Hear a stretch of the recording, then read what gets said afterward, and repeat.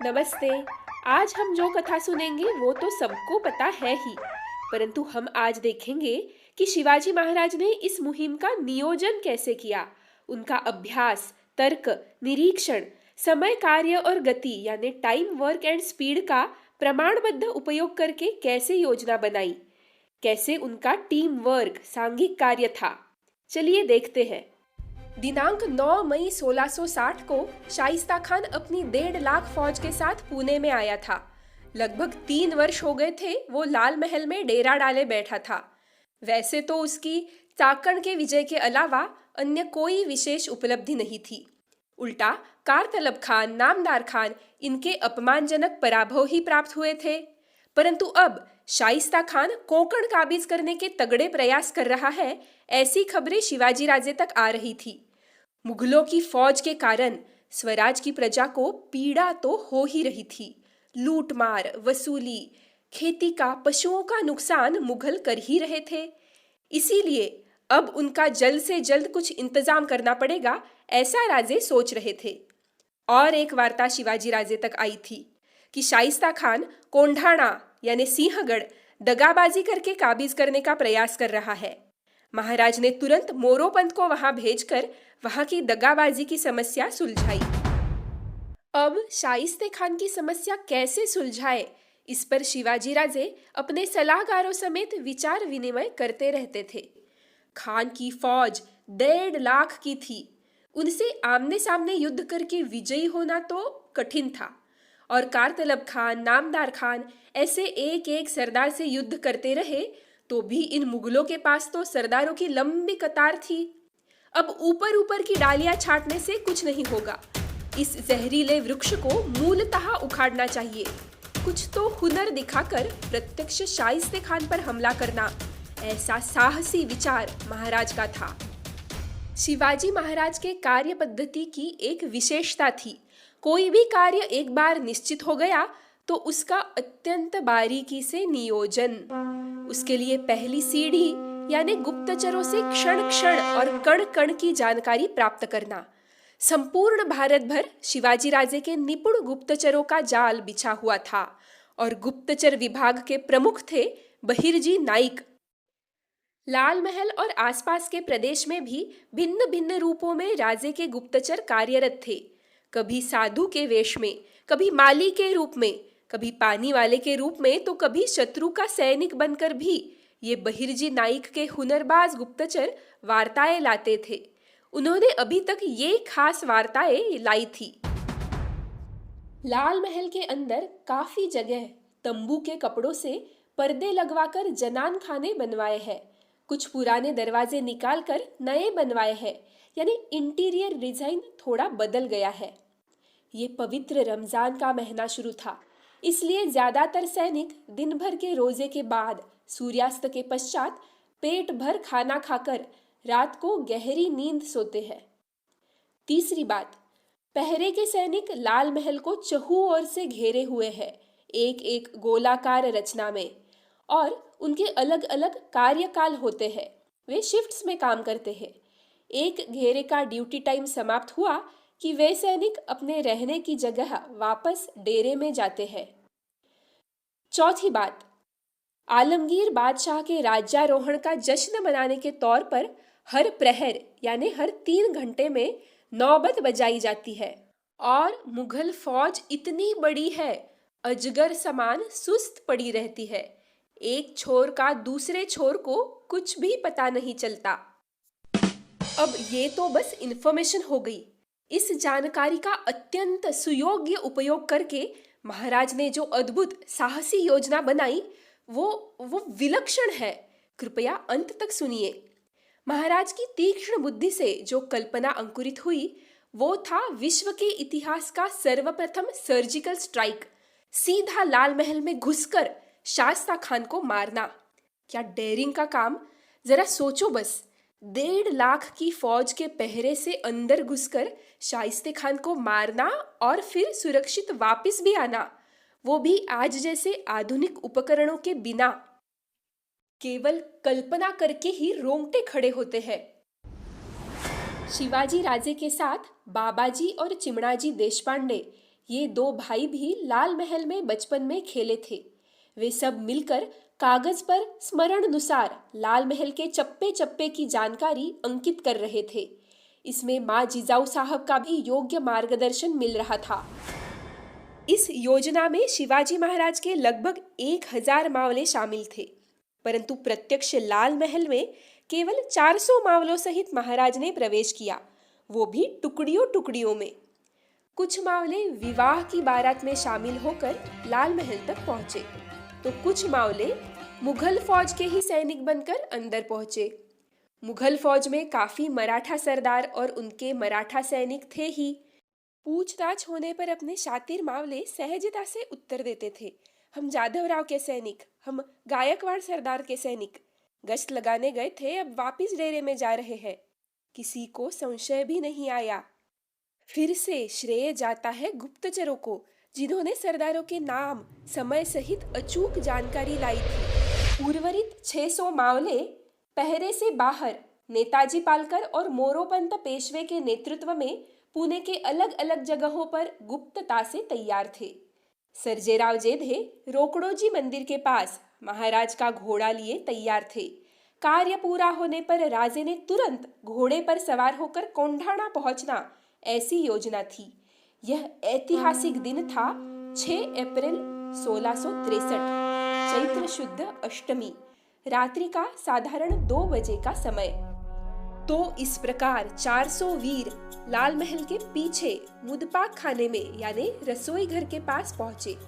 रमजान के रोजे होने के कारण लगभग सारे लोग शाम को जड़ान न खाकर गहरी नींद ले रहे थे, परंतु कुछ बेचारे बावर्ची काम कर रहे थे। दुर्दैव से उन्हें मारना पड़ा। मुदपाक खाने से महल के अंदर जाने के लिए जो रास्ता था वो शाइस्ता खान ने बंद करवाया था, उसके जनान खाने की सुरक्षा के लिए। अपने वीर मावलों ने सावधता से मिट्टी पत्थर हटाकर वो कच्ची दीवार तोड़ी और अंदर प्रवेश किया। अंदर जाकर कुछ मावले सीधे मुख्य प्रवेश द्वार की ओर गए और दरवाजा अंदर से पक्का बंद कर दिया। महाराज और अन्य मावले फटाफट महल में हर तरफ बिखर गए और वहां के पहरेदारों को काटना शुरू किया। कुछ मावले महल के ऊपर नगार खाने में गए और वहां के वादकों को उठाया और बोले, नगाड़े बजाना शुरू करो। ना कैसे कहेंगे इन तलवारधारी लोगों को। बेचारे वादक जोर जोर से नगाड़े बजाने लगे, नौबत झड़ने लगी। ये इसलिए था कि अंदर का कोलाहल बाहर की फौज को सुनाई ना दे। देखा कितना अचूक उपयोग था प्राप्त जानकारी का। शोर शराबा सुनकर शाइस्ते खान का बेटा अबुल फतेह खान तलवार लेकर लड़ने के लिए निकल पड़ा।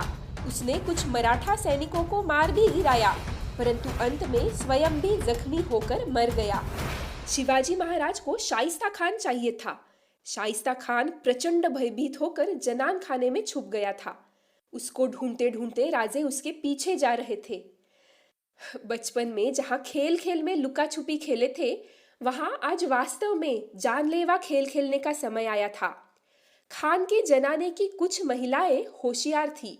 उन्होंने शमादान फूंक कर बुझा दिए ताकि अंधेरे में कुछ दिखाई न दे। फिर भी अंदाजा लगाते हुए शिवाजी महाराज आगे बढ़ रहे थे। सब जगह बड़े बड़े पर्दे लगे थे। महाराज तलवार से पर्दे फाड़ रहे थे। महिलाएं चिल्ला रही थी। खान उठकर भागा, खिड़की की ओर गया। महाराज ने जोर से खान पर वार किया। तब प्रचंड चिल्लाना शुरू हुआ। महाराज को लगा खान मर गया और वे बाहर निकले। अब योजना का सबसे खतरनाक भाग, सुरक्षित वापस निकलना।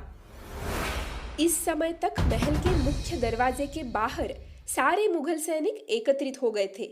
दरवाजा बंद था, इसलिए अंदर नहीं आ पा रहे थे। एक सैनिक ने सीढ़ी लगाकर छत पर चढ़ने का प्रयास किया, पर ऊपर पहुंचने से पहले ही उसका सिर नीचे आकर गिरा। फिर से जबरदस्त प्लानिंग। महाराज के कुछ मावले छत पर भी पहले से डटे हुए थे। शिवाजी राजे जनान खाने से बाहर आए और जैसा पहले से तय था, अपना सांकेतिक शब्द कोड वर्ड बोलते हुए मावले धीरे धीरे वापस निकलने लगे। धीरे से किसी ने मुख्य प्रवेश द्वार अंदर से खोला। बाहर से एकदम मुगल सैनिकों की बाढ़ अंदर आई। पूरी गड़बड़ी मची हुई थी। इसी भीड़ में राजे और मावले शामिल हो गए। गनीम गनीम, दगा दगा, खुद ही ऐसा चिल्लाते हुए शिवाजी राजे और उनके वीर मावले लाल महल से सुरक्षित बाहर निकल भी गए। पहले से ही सूचना थी, किसी ने किसी के लिए रुकना नहीं। जिसे जैसा संभव होगा वैसे बाहर निकलो, कोंढाणा के रास्ते पर चलो, वहां कोंढाणा पर मिलेंगे। केवल 1-1.5 घंटे में रात्रि 2:30 से 3:30 के समय में इतना बड़ा पराक्रम हुआ। लाल महल के अंदर मुगल सैनिक घुसने के बाद उन्होंने जो दृश्य देखा वो भयंकर था। हर जगह लोग घायल होकर पड़े थे, मरे हुए थे। लाल महल खून से लाल हो गया था। एक मुगल सरदार तुरंत छत पर जाकर देखने लगा, कहीं कोई भागकर जाते हुए दिख रहा है क्या।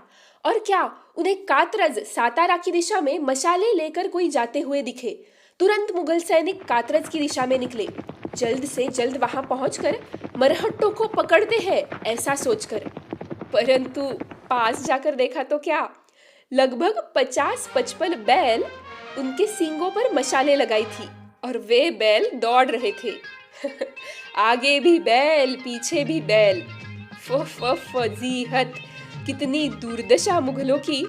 अरे भाई, जो अंधेरे में आकर खान साहब पर हमला करते हैं वे जाते समय मशाले लेकर जाएंगे क्या। अब शिवाजी राजे की यह गनीमी कावा की नीति समझने में सबको बहुत समय लगा। तब तक राजे कोंढाणा पहुंच चुके थे। महाराज को लगा था खान मर गया, अंधेरे में कुछ स्पष्ट दिखाई नहीं दिया। अगले दिन समझा कि उसकी दाहिने हाथ की 3 उंगलियां कट गई। खैर, जो हुआ वो भी कुछ कम नहीं। इस घटना से खान की केवल 3 उंगलियां ही नहीं बल्कि मुगलों की नाक ही कट गई थी। शाइस्ता खान यानी मुगलों का बड़ा प्रतिष्ठित सरदार था, नवाब बहादुर, सरे सरनौबत और आलमगीर बादशाह का मामा। और मुगलिया सल्तनत भी कितनी प्रभावशाली थी तब। संपूर्ण उत्तर हिंदुस्तान मुगलों के कब्जे में था। ऐसे शक्तिशाली मुगल साम्राज्य की 3 वर्ष की मुहिम, 1.5 लाख की फौज और केवल 400 कच्चे बच्चे आकर केवल 1 घंटे में इन्हें भयकंपित करके सुरक्षित वापस चले भी गए। दीन, हास्यास्पद ऐसी दुर्दशा बन गई थी इनकी। लाल महल तो सुन्न हो गया था। जनाने की औरतें खौफ में थी। कोई कह रहा था शिवाजी को काला जादू आता है, वह अदृश्य हो सकता है, उड़ भी सकता है। कौशमी द गार्दा इस पोर्तुगीज चरित्र लेखक ने लिखा है, the question still remains unsolved whether Shivaji substitutes some other for himself और whether he is a magician और अ डेविड एक्टेड इन हिज प्लेस। इतना गहरा प्रभाव था इस घटना का कि घटना के केवल 3 दिन पश्चात दिनांक 8 अप्रैल 1663 को शाइस्ता खान ने कुछ फौज जसवंत सिंह इस राजपूत को सौंपी और बची हुई फौज लेकर खुद पुणे से भाग निकला। डर था उंगलियां तो कटी, अब सिर न कट जाए। उस समय औरंगजेब कश्मीर रवाना हो रहा था दिल्ली के धूप से राहत के लिए। तब उसको यह खबर मिली। औरंगजेब प्रचंड क्रोधित हुआ। उसने अपने मामा शाइस्ते खान का तबादला बंगाल में कर दिया। उस समय बंगाल की सूबेदारी यानी नरक समझा जाता था। ऐसा नरक जहां खाना पीना मिलता है, ऐसा बंगाल का वर्णन करते थे। एक और ध्यान देने वाली बात, इतने विलक्षण विजय के बाद शत्रु की दुर्दशा का मजा लेते हुए महाराज गाफिल भी नहीं रहे। अगले ही दिन उन्होंने तानाजी, नेताजी, येसाजी, कोयाजी इन साथीदारों को स्वराज के भिन्न भिन्न क्षेत्रों में सीमा प्रदेश की रक्षा के लिए रवाना कर दिया। यदि अपमान का बदला लेने मुगलों का आक्रमण हुआ तो वे पूर्णतः सिद्ध थे। और महाराज ने गुप्तचरों को भी आदेश दे दिए कि मुगल छावनी में दहशत फैलाते रहो कि शिवाजी फिर से हमला कर सकता है। खान को पता चले शिवाजी कोंढाणा पर है, इससे पहले ही सब इधर उधर रवाना भी हो गए थे। शिवाजी राजे खुद कोंढाणा से राजगढ़ और फिर वहां से दिनांक 13 अप्रैल 1663 को कोंकण में आए। विश्रांति यह शब्द ही उनके शब्दकोश में नहीं था। स्वराज के लिए क्षण क्षण और कण कण का उपयोग करते हुए शिवाजी राजे अहर्निश प्रयत्नशील थे। उनके जैसी निर्भयता, कड़ी मेहनत, शुद्ध भाव और विवेक बुद्धि हम अपने जीवन में लाए तो यह कथा बताना अर्थपूर्ण होगा। धन्यवाद।